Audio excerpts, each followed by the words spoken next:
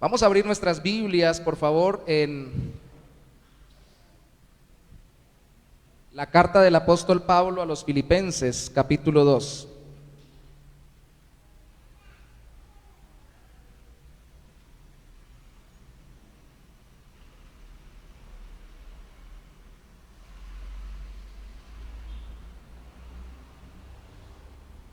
Carta del apóstol Pablo a los Filipenses, capítulo 2, versículos 5 al 8.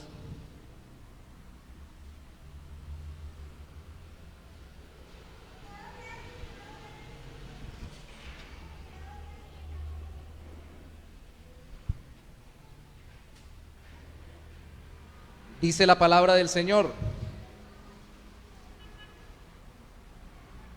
haya pues en vosotros este sentir que hubo también en Cristo Jesús, el cual, siendo en forma de Dios, no estimó el ser igual a Dios como cosa a que aferrarse, sino que se despojó a sí mismo, tomando forma de siervo, hecho semejante a los hombres, y estando en la condición de hombre, se humilló a sí mismo, haciéndose obediente hasta la muerte y muerte de cruz.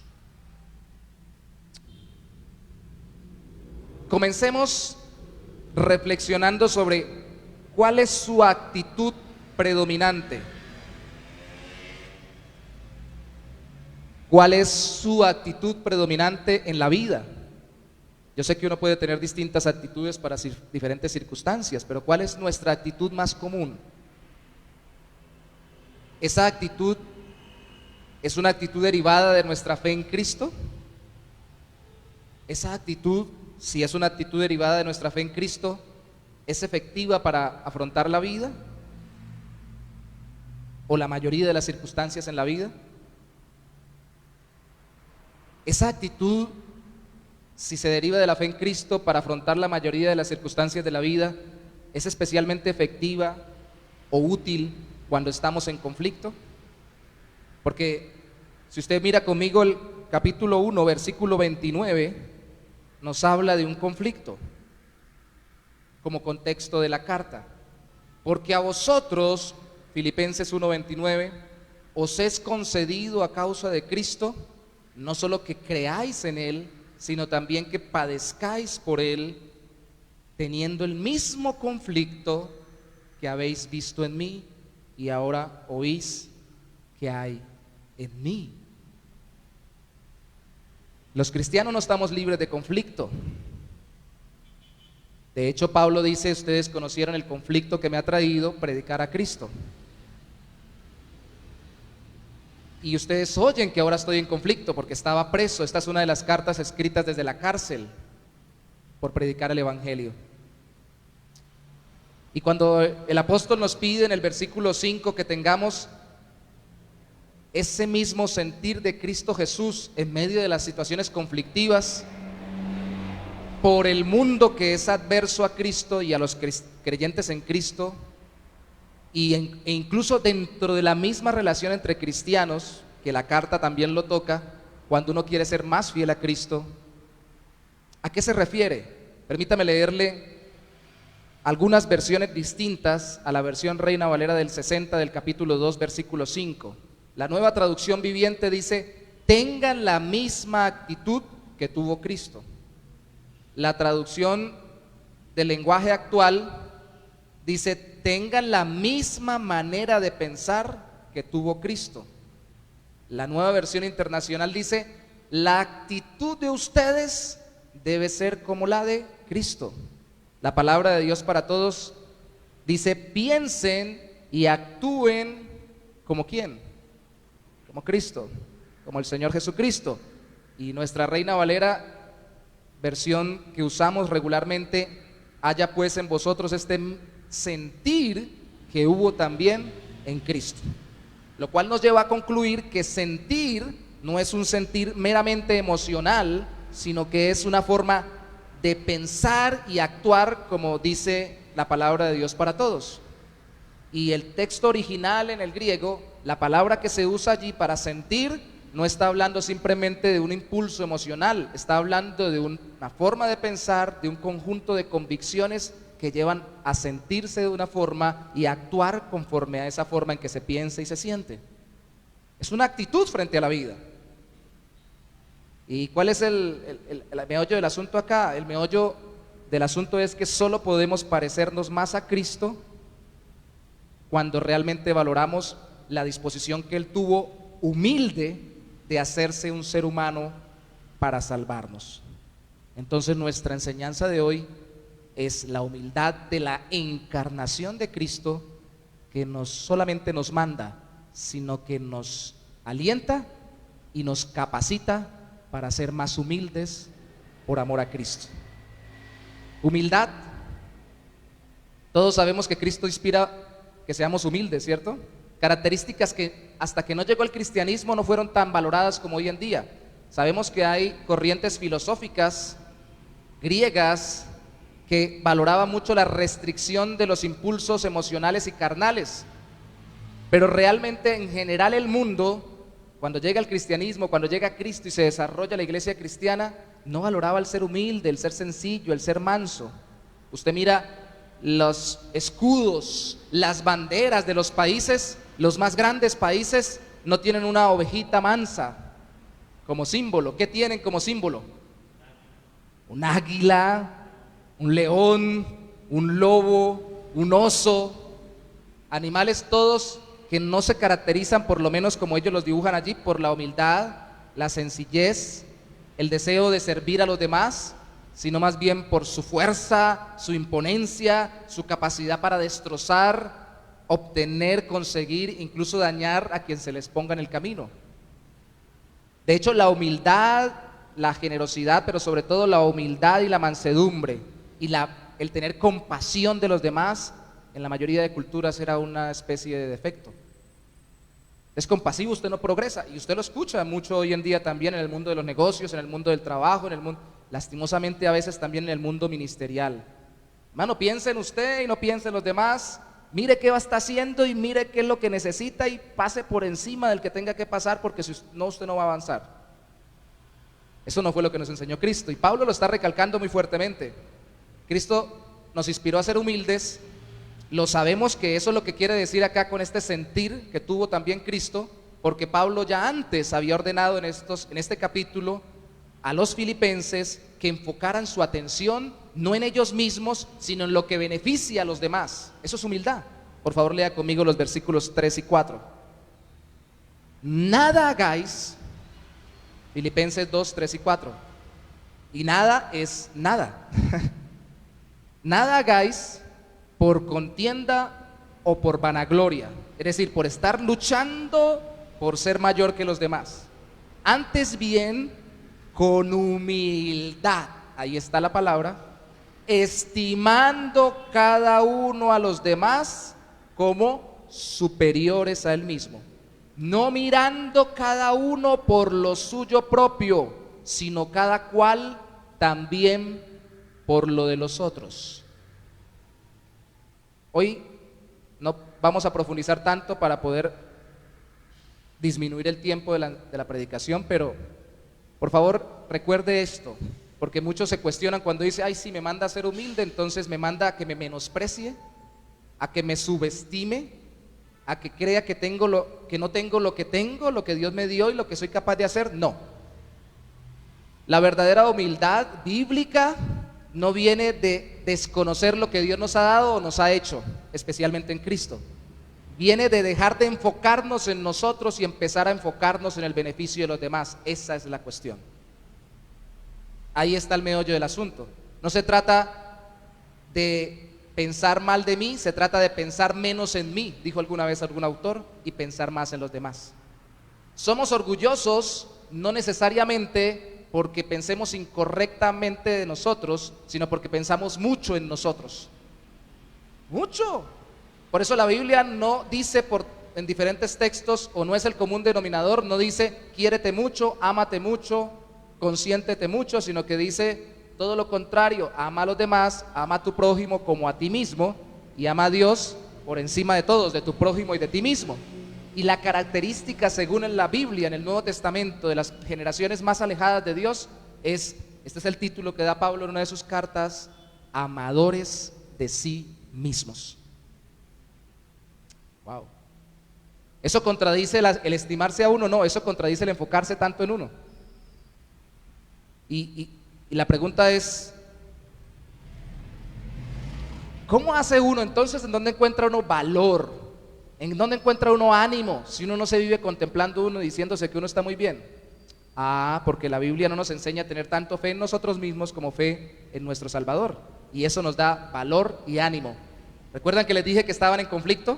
¿Recuerdan que les dije que la actitud nuestra, especialmente en el conflicto, debe ser como la de Cristo, humilde? Pues por favor lea conmigo los versículos 1 y 2, porque allí está el consuelo que nos permite ser humildes y enfocarnos en los demás. Capítulo 2, versículo 1 dice: por tanto, si ustedes están en conflicto como yo, por tanto, si alguna consolación en Cristo, si algún consuelo de amor, si alguna comunión del Espíritu, si algún afecto entrañable, si alguna misericordia, o sea, si encuentran consuelo en Cristo de alguna manera, que Él lo tiene completo, entonces completad mi gozo sintiendo lo mismo, teniendo el mismo amor, unánime, sintiendo una misma cosa. Es decir, si usted encuentra ánimo en Cristo, si el Señor es su fortaleza en medio de la dificultad, si usted no se vive contemplando usted mismo en medio de la aflicción, sino que contempla al Señor, va a ser animado, alentado y consolado por aquel que es varón de dolores, experimentado en quebranto, a nuestro favor, porque Él no lo hizo porque quisiera simplemente, sino por amor a nosotros. Y entonces va a encontrar el amor, el aliento, el propósito, el sentido de vida y la capacidad para enfrentarse a lo que sea, y para dejar de fijarse tanto en usted y empezar a servirle humildemente a los demás en el nombre de Cristo.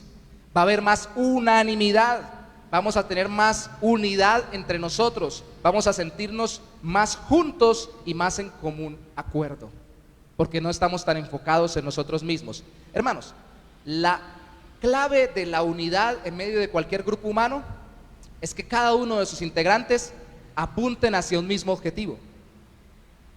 Si todos, aunque tengamos necesidades distintas en nuestras vidas particulares, miramos a Cristo, Él va a hacer que todos nos pongamos de acuerdo para la gloria de Él y el bien de los demás.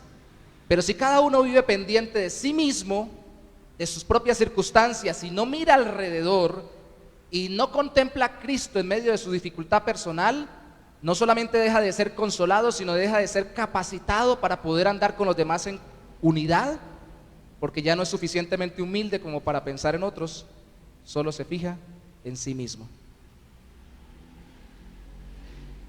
¿Cómo fue la humildad de Cristo? Estamos en diciembre y este texto es especialmente mencionado en este tiempo sobre que Cristo se hizo hombre. 3 cosas solamente vamos a tocar de forma muy sencilla, de acuerdo a los siguientes 3 versículos después del versículo 5 sobre Cristo. Primero, no se aferró. Segundo, se hizo como uno de nosotros. Y tercero, se sacrificó obedeciendo. Eso es humildad. Primero, no se aferró. Lea conmigo por favor el versículo 6 del capítulo 2. El cual, Cristo, siendo en forma de Dios, no estimó el ser igual a Dios como cosa a que aferrarse. Aferrarse. ¿Sabe qué es aferrarse, cierto? Que nadie se me lleve el púlpito. No lo quiero perder. Algunas personas, cuando le han embargado carros o cuando se le han llevado cosas que eran de su propiedad legalmente porque ya no pueden pagarlos, es muy triste, pero algunas veces van siendo aladas junto con el artículo porque van aferradas a ella, ¿cierto? Lo van cargando. A veces no nos aferramos a cosas, nos aferramos a personas. Ojo, y Dios nos da cosas para disfrutarlas y administrarlas, y personas para sentirnos amados y amarlas. Pero cuando nos aferramos a las cosas y a las personas, y no queremos que nada cambie porque estamos centrados en nosotros mismos, no podemos ser humildes. ¿Cristo a qué dejó de aferrarse para venir a salvarnos? ¿De acuerdo al texto? Dejó de aferrarse, pregunta retórica que ya contestaré. Dejó de aferrarse a ser Dios o al hecho de ser estimado como Dios. Lo primero sería, y ambas cosas podríamos contestarlas según el texto, pero lo primero sería en contra del resto de los textos bíblicos que nos dicen que Cristo no dejó de ser Dios cuando se hizo hombre. Él siguió siendo misteriosamente, gloriosamente, pero al mismo tiempo misteriosamente para nosotros, no lo entendemos. Cuando se hizo hombre no dejó de ser Dios. Entonces Él no dejó de aferrarse a su divinidad porque siguió siendo Dios. Dejó de aferrarse a la estimación de su divinidad al hacerse humano. Aunque fuera Dios mismo, según Colosenses 1, 15 al 17, según Juan 1, del 1 al 3 y Juan 1, 14, que también nos enseñan claramente la divinidad de Cristo antes de su encarnación, antes de hacerse el niño en el pesebre. Y esto ilustra, o es ilustrado por un ejemplo que puso alguna vez un hombre que yo quiero desglosar en estos 3 puntos, un hombre de Dios. Hay diferencia de estatura entre un ser humano y una criatura como un gusano, ¿cierto? ¿A cuál le llega más rápido la luz del sol? ¿Al ser humano o al gusano? Al ser humano porque es más alto, ¿cierto? Pero alguien dijo alguna vez, ¿y eso tiene alguna importancia?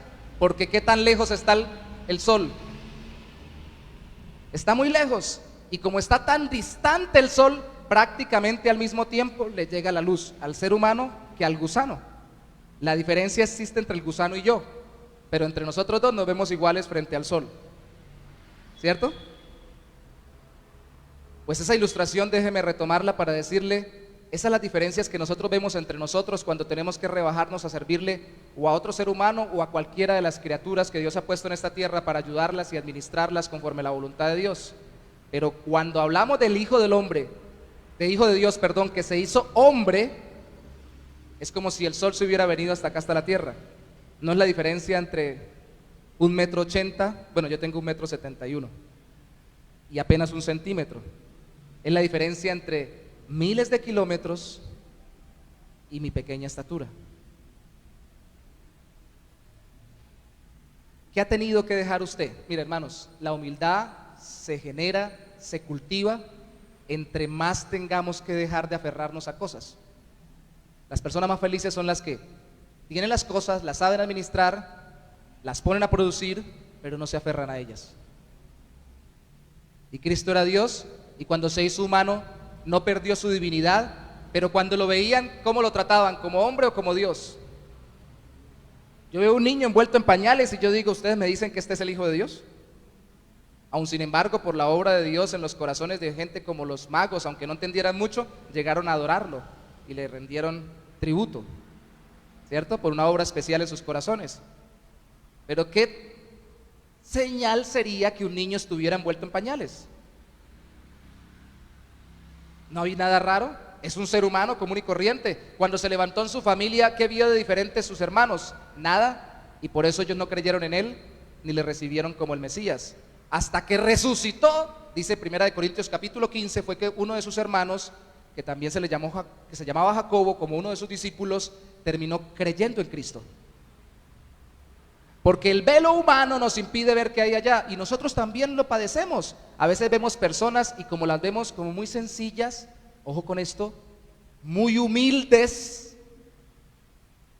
porque no ostentan todo lo que saben, todo lo que pueden hacer, todo lo que son capaces de realizar en cualquier área o en todas las áreas de su vida.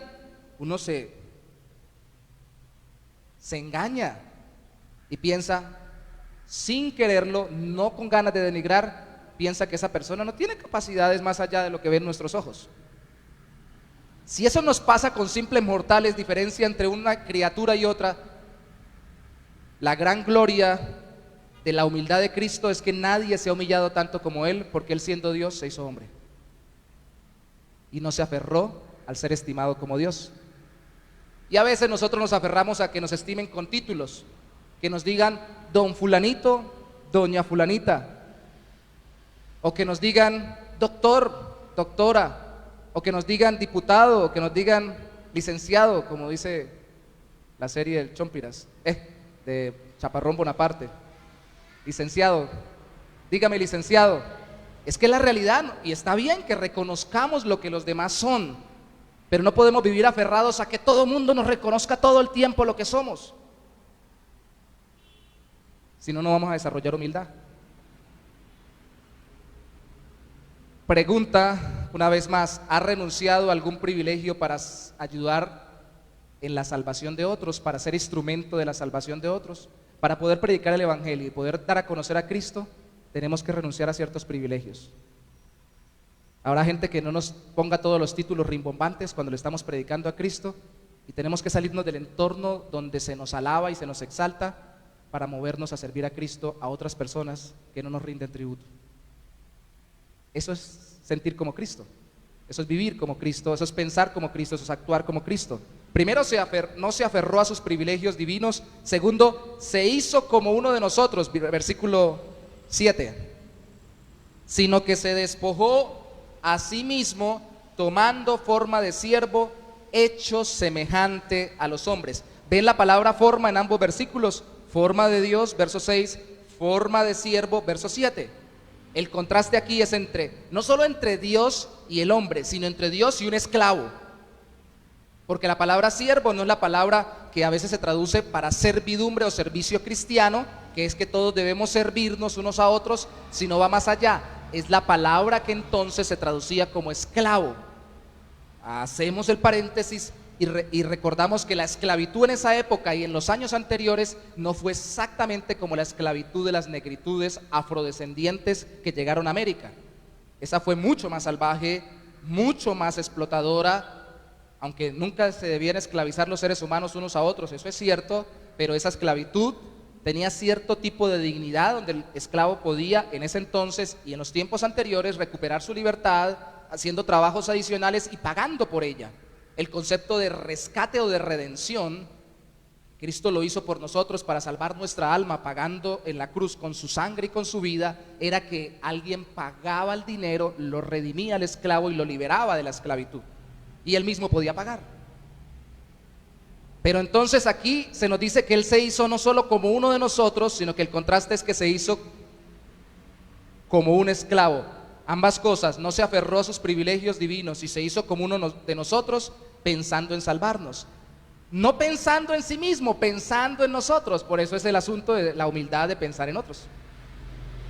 Aunque los seres humanos seamos como esclavos ante Dios, alguien me dirá, pero entonces el ser humano no es digno, el ser humano no es amado por Dios, el ser humano no es creado como la corona de la creación. Sí a todo eso, pero como Dios es Dios y nosotros somos sus criaturas, le debemos obediencia, queramos o no queramos, Él es el creador, entonces Él es como nuestro amo o como eran los amos en el tiempo de la esclavitud para sus esclavos. Y cuando Él se hizo ser humano, en la ilustración que di hace un rato entre el gusano, el hombre y el sol, dentro de los hombres Cristo decidió nacer y vino a nacer casi que como el peor o en las peores condiciones de los seres humanos, para su momento y para su época. Yo sé que hay gente, y esto es muy feo y despectivo, pero hay gente, para usar mi ilustración, que cuando quiere ofender a alguien le llama gusano, siendo personas, ¿cierto? Para decirle usted es despreciable, menospreciable, usted es abominable, y obviamente no está creyendo que sea un animalito, sino está creyendo que es una persona cuyas características no merecen la menor consideración. Y eso apunta a los seres humanos que más sufren y más dificultades y más necesidades pasan en este mundo. Se hizo más que como un ser humano, se hizo como un esclavo por salvarnos y sufrió por hacerlo. Usted puede vivir la vida de los que sufren para ayudar a que Cristo los salve. Se hizo como nosotros. ¿Sabe cuál es el término que usan hoy en día los misioneros en sus preparaciones para hacer misiones. El término que utilizan, y el hermano Héctor me lo puede corroborar, en los proyectos misionales es encarnar a Cristo en el lugar, ¿cierto? ¿De dónde sale? De que Cristo se encarnó. Entonces usted llega a un lugar y usted dice, no, espéreme porque yo no me puedo quitar la corbata. Espéreme porque yo no me puedo sentar en un asiento normal, yo tengo que sentarme en una silla con cojín. Espéreme porque yo no puedo comer estas cosas. Y discúlpeme, yo vengo a traer el evangelio, pero yo no puedo quedarme ni siquiera con ustedes una noche porque yo necesito dormir en mi propia cama. Perdónenme, pero no está encarnándose o metiéndose en el ambiente de aquellos que quiere que Cristo salve. Y Cristo cuando vino no se quedó desde lejos, dice, perdónenme todos, les vengo a traer la salvación, desde arriba les comento cómo lo voy a hacer. Eso va a ser un momentico que muera en la cruz, voy a descender solo lo suficiente para poder hacer el sacrificio, pero mientras tanto no voy a vivir con ustedes porque eso de vivir como ser humano, yo siendo Dios, eso de tener que tener debilidades, pasar enfermedades, yo sé que la enfermedad vino por la muerte, la enfermedad vino para morir y la muerte vino por el pecado, pero Cristo podía morir por ser humano. Entonces Él podía enfermar, de hecho murió, y aunque fuera en el tiempo en que estuvo en la cruz, estuvo enfermo por el padecimiento de la cruz, y cuando clavaron la lanza, aunque fuera por unos segundos, paralizado su corazón, eso es una enfermedad, un infarto por impacto de un arma cortopunzante, se paralizó, pero se enfermó. Entonces, eso de vivir enfermo, eso de pasar necesidades, por eso es que a nosotros cuando se nos dice que, por ejemplo, trabajar en misiones transculturales, ir a lugares donde se puede uno enfermar, donde uno tiene que padecer incomodidades, donde uno tiene que aprender otro idioma, donde uno tiene que servir a personas que en la vida quisiera uno servir porque le parece muy incómoda su cultura y su forma de ser, uno dice, no, es tremendo. Y cuando alguien dice voy a ir a hacerlo, todos dicen, pero ¿qué le pasa? Piense en usted. Podemos decirlo, Carlos, la hermana Dilia están acá con los hermanos más antiguos de la iglesia, que eso fue lo que pensamos seguramente la mayoría cuando el pastor Héctor, el misionero, ahora Héctor Dávila, iba a salir acá de la iglesia para ir a los Motilón Barí, ¿cierto? Pero aquí está bien pastoreando, yo mismo también pensé, déjeme, yo voy a trabajar en el equipo ministerial, pero no entendemos que ese es el sentir de Cristo Jesús. No todos van a ir hasta allá, a campos transculturales, pero todos tenemos que tener la disposición en las pequeñas cosas de nuestra vida, a ponernos en el lugar de los demás, a hacernos como los otros, en vez de simplemente hablarles de lejos a los otros. Puede que estemos al lado, pero le estamos hablando desde la distancia. Yo soy fulanito de tal, con estas características, creyente en Cristo y con estas capacidades según el mundo. Entonces le digo qué tiene que hacer y nada más. Es distinto cuando caminamos juntos y yo me hago como él o como ella. Ese es el sentir de Cristo. Eso nos habla la encarnación que tanto se celebra ahora en fin de año, la Navidad. Y un tercer punto es que se sacrificó obedeciendo hasta la muerte. Y se dan cuenta que es como por grados. En el cielo no se aferró, en la tierra se hizo hombre, pero estando en la tierra, versículo 8, estando en la condición de hombre, ahí ya viene la palabra más clara, se humilló a sí mismo, haciéndose obediente hasta la muerte y muerte de cruz. Wow, eso es glorioso. A nosotros nos parece impresionante cuando alguien muy importante está pasando y todo el mundo lo aclama, se baja de su carro, se viene hasta la casa, toca una puerta y le dice, hola, ¿cómo está? Mi nombre es fulanito de tal, vengo a compartir con usted. Ese no es nadie comparado con el Hijo de Dios hecho hombre, que no solamente vino a ser uno de nosotros, sino que, escuche esta expresión de nuevo, se humilló a sí mismo. El primer punto nos dice que Él sí lo envió el Padre, sí lo puso el Espíritu creándolo en María, pero al mismo tiempo sí se dispuso a Él a venir. El segundo punto nos dice que sufrió con nosotros, no solamente quiso venir un momento a ser humano, sino que quiso desde el inicio de la vida ser humano, desde ser un bebé, y aprender como los seres humanos, y vivir como los seres humanos, y sufrir como los seres humanos, sin pecado, pero sufrir. Y este tercer punto nos enseña que aún quiso humillarse a sí mismo. porque nadie lo podía humillar. Esa es la realidad. ¿Quién podía haberlo agarrado si él no lo hubiera deseado? Solo en su humillación voluntaria, recuerde la oración cuando le dijo al Padre: si es posible, pasa de mí esta copa, pero no se haga mi voluntad sino la tuya. Solo en su sometimiento voluntario, en obediencia al Padre, es que pudieron capturarlo, pudieron apresarlo, pudieron juzgarlo, pudieron condenarlo y pudieron crucificarlo. Y es glorioso. Eso es como cuando la gente dice Jacob luchó con el ángel y piensan que se agarraron a golpes, y por ahí no sea, dice que luchó rogando y suplicando en oración. Y yo me imagino que la lucha fue, porque no la vi, como fue en oración y en súplica, como lo dice la Biblia: no me dejes si no me bendices, rogándole. Y que seguramente el ángel, que muy probablemente, según se entiende de la misma Biblia, fue una manifestación anticipada de Dios o del mismo Cristo, una teofanía, se dejó agarrar. Tan hermoso el Señor, y se deja agarrar y se deja sostener en esa manifestación. Y tan fácil era que se fuera, con un garninchazo lo podía haber despachado, que simplemente le toca la coyuntura del muslo y lo deja cojo, y por eso así se lo quita. Es tan hermoso, es tan glorioso cuando alguien que pudiera no solamente no beneficiarnos, sino hacernos todo el daño según nuestro concepto, el juicio según su justicia por nuestro pecado, no solamente se hizo como uno de nosotros, sino que voluntariamente decidió ir hasta una cruz para salvarnos. Esas manitas que hoy contemplan en el pesebre son las que luego serían clavadas en la cruz. Y esos piececitos tan bonitos, ¿ya vieron el niño de Natalia? Por el WhatsApp mandaron unas fotos, tan lindos que somos todos pequeñitos, por más feitos o bonitos que seamos, por lo tiernitos y lo pequeñitos todo el mundo, y tan lindo el niñito. Pues esa ternura que despertamos de pequeñitos también la tuvo Cristo, pero esa ternura tendría que transformarse en madurez y tendría que entregarse en sacrificio por nosotros. Humillación voluntaria. Hay una forma de alcanzar a ser humildes, solo una. Aquí está la respuesta, la clave de todo el sermón es humillación.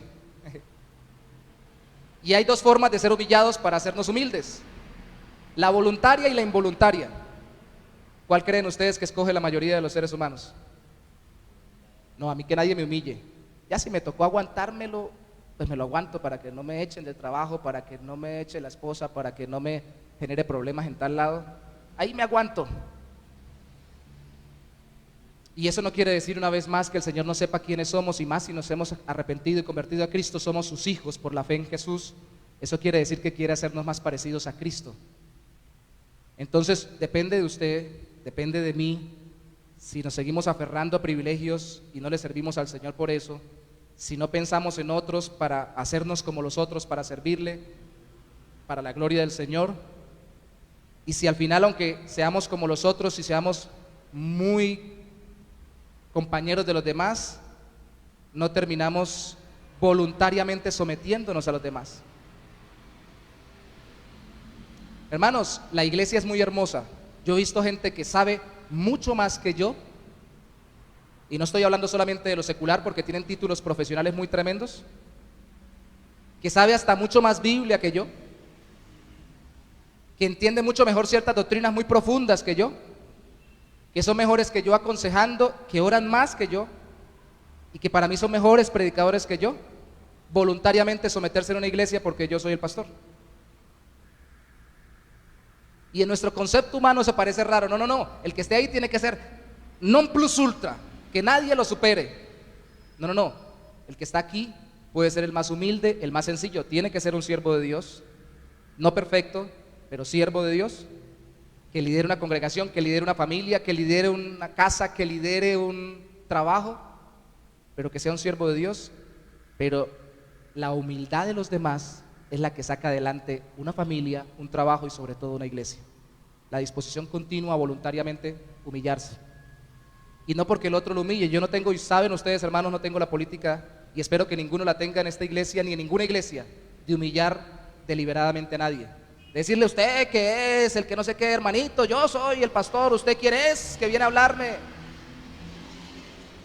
Que eso se escuche fuera de la iglesia. Lamentablemente a veces se escucha en las iglesias, pero lo que no se escucha entre nosotros. Pero no nos engañemos, Eso no quiere decir que no tenemos que buscar ser humildes voluntariamente. Voluntariamente. Voluntariamente. Alguna vez, voy cerrando con eso porque ya se nos fue el tiempo desde hace rato. Alguna vez alguien dijo, un ministro dijo, es que yo lo trato así a él para que aprenda a ser humilde. Yo le dije, no. Queriendo hacerlo humilde a él, se está volviendo usted orgulloso. No, a mí Dios no me mandó a ser humilde a nadie, humillándolo, que se humille voluntariamente, porque no quiero ser el que se enorgullezca de lo que no es, porque todo lo que somos, lo que tenemos y lo que hacemos es para la gloria de Dios. Amén. Que el Señor nos dé más humildad. Y este tema es especial en la encarnación porque vamos a tener la asamblea y juntos, cuando hay una asamblea de humildes, qué bendición. Imagínese usted la asamblea de los orgullosos. Qué problemononón. Tremendo, ¿no? Pero si yo digo que es así, pero yo digo que es así, pero yo digo que es así, pero yo digo que es así, y nadie quiere ponerle cuidado al otro.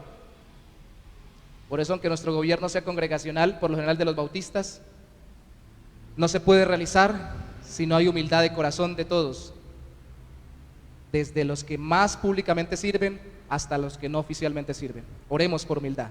Padre, ayúdanos a ver en qué debemos renunciar o a qué no debemos aferrarnos para poder servirte y servir a los demás. Ayúdanos a ver en qué aspectos podemos vivir más parecido a aquellos que deseamos verdaderamente bendecir en Cristo, para no bendecirlos entre comillas desde lejos, sino como Cristo lo hizo con nosotros, haciéndose uno como nosotros mismos. Y ayúdanos a obedecerte, Señor, aunque nos cueste el sacrificio, el esfuerzo, como lo sigue diciendo la carta de Pablo en el resto del capítulo 2. Ayúdanos a cultivar una actitud humilde hacia los demás por amor a Cristo. Damos gloria a ti, Señor, en esta mañana, en el nombre de Jesús. Amén y amén.